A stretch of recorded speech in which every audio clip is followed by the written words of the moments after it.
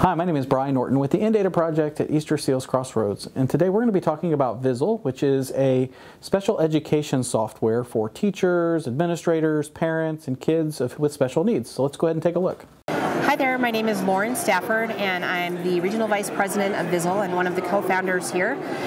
Vizzle is a program that was actually created by the Monarch Center for Children with Autism in northeastern Ohio. And we have been working on this as a project for, more than 15 years. Our goal is to really evolve as our students and teachers and people in the industry evolve. Our big focus is really on opening doors for all learners. We want it to be accessible. We want to be able to make sure that students have what they need when they need it. It's meant to be a collaborative tool as well. The idea is that we have resources to support the whole IEP team. So you're a special education teacher, general education teacher, SLP, OT, PT, AT, and of course parents are all part of that process. So I'm looking forward to sharing a little bit more about the program. So I'm looking forward to sharing a little bit about Next Gen Vizzle. Again, our goal is to really help teachers with progress monitoring, not just data to say that we collected it, but really having a vision of what student progress looks like.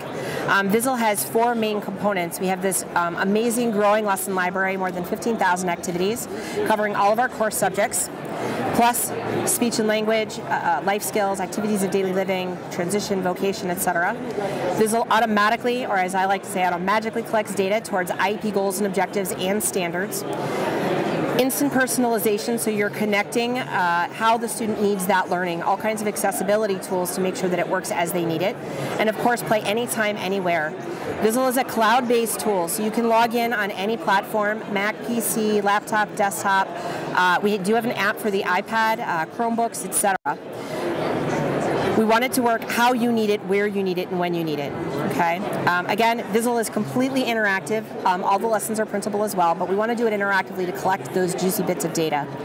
As we come in, again, you have really two environments. You have the environment for the teacher, so you can work on group activities. What does group instruction look like? I'm really customizing it to make sure I have everything in place for my students. As I come in, I can actually click and search our core library. Again, lessons are aligned to Common Core. So what's great about this is I can come in and really craft my search. I can look in the full library, which gives me access to those core subjects, as well as speech and language and life skills. Or I can come down and I can filter by Common Core. Again, as a teacher, we have those two accountability requirements to make sure that we're covering both the standards and IEP goals and objectives. So I can look for that key content. Maybe I'm working on the main idea of a story. Again, I can choose my topic. I'm going to click on English Language Arts. I can choose my grade level if I want to. I'm going to keep it open for now.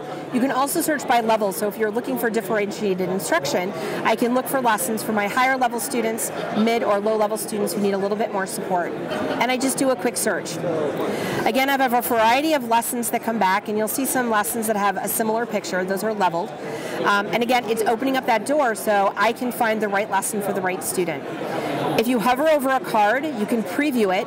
You can do a quick pin and save it to your teacher lesson folder for group instruction. You can also open that lesson up for more detailed information. Again, we really want to be informative about what we're teaching. So there's your description. Here's your Common Core standard. So again, it's pulling all of those pieces into place. I can play it back. I can print it out.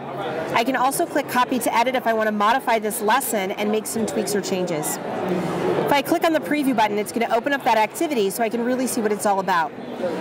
We have lots of accessibility features, so I do have text-to-speech turned on. If I click, it's going to read that audio back, so it's reading it. I can choose my voice, the rate, pitch, and volume, etc. Again, with audio, I have that support if I need it, but the students can read independently. You can turn that feature on or off. Again, the student's reading for information, and then we're going to ask them some ideas, checking to see if they understand what main idea is all about. Again, they choose their answer. So let's do, I select, and then it's going to give some kind of reinforcement or reaction if the student did not get the correct answer. Again, I'm in preview mode, so I can kind of go through, get a feel for the level of the activity. Is it appropriate for that student? I exit out, and then I can decide if it's a lesson that I want to use. The most beneficial part of this is I'm going through is I can select a variety of activities.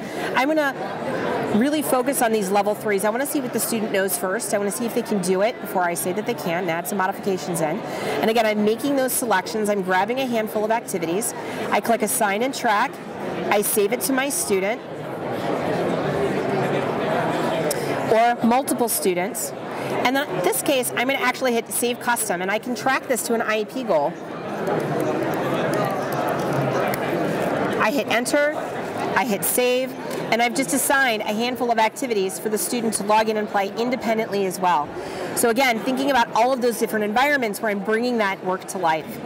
So on the student side of thing, every student has a Settings tab. Again, I can think about their present levels of performance, accessibility needs, and change things like the interactions. I have something called Drag and Drop, One-Click Autoplay, something called Click to Submit, and I can choose the features that are right for the student.